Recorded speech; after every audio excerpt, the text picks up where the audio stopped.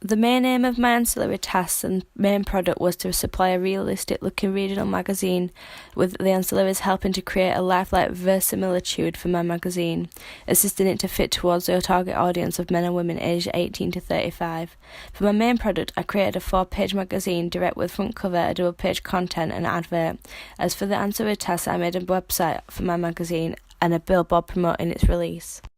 My magazine is effective in many ways when it comes to the main aim of looking realistic, as well as being creative and pastiche in the genre of the magazine. Firstly, I used inspiration from a magazine such as The End and Lone Wolf to inspire my cover photo, using a more unique style of model imagery and sticking to a minimalistic and more creative cover than something that would play to the generic conventions of a regular magazine, which generally has a cover with plugs, multiple cover lines and a more crowded appearance, which is because the magazine is trying to compete against other magazines.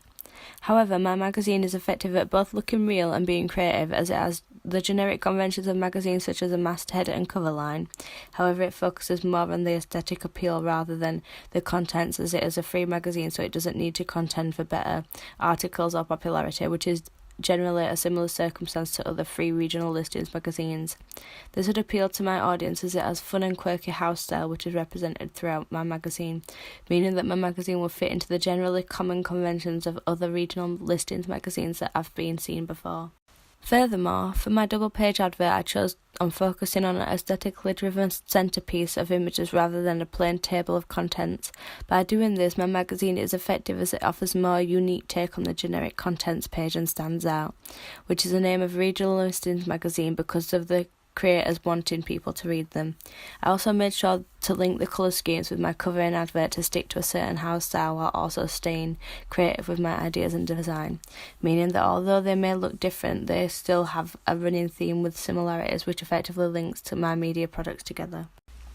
For the ancillary tasks, I managed to connect my products effectively to give a real effect to the diegesis of my magazine, ultimately making it seem real and giving the idea that it could be in shops as a genuine product. With my magazine, I stuck to a consistent colour scheme of reds and greys, which all linked to my main image. To stick with consistency, I use the same model in both my ancillary tasks and my magazine cover. By doing this, I effectively promote the idea that she is the main image and the artist for the first issue of the magazine, and I made sure to give her a personality to make her seem real and not just a repetitive image. For example, I added the section Watch on my website and linked to YouTube interview with my model, making it seem as if she was actually being interviewed for my magazine, and that it was an exclusive available only on the website for my magazine. Furthermore, I used hyperlinks on my website to take the user to SoundCloud, Pinterest and Twitter for my website. I chose to make these 3 accounts on different websites to again add the realism of my magazine, as well as using them to tie together the concept and ideas of my magazine, that being that my model is an upcoming fashion icon and the face of the October edition of my magazine. On each account, the user can find a different piece of interactive information. For example, on the SoundCloud account, I created a playlist of the model's favourite songs for the month that are recommended to the readers. As for my billboard advertisement, I effectively cover the main and arguably most important information about my magazine that the audience would need to understand the basics of what it is about. I included a short description of my magazine, including the fact that it is for Sheffield, it is out now and it is free, and what it is called. By doing this, it again links to my other products, making it seem real, as well as using the form of advertising to make their target audience aware of what it is, which is something that my reader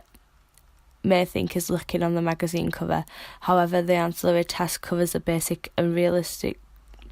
realistically would be the first thing the reader would see in terms of reading the magazine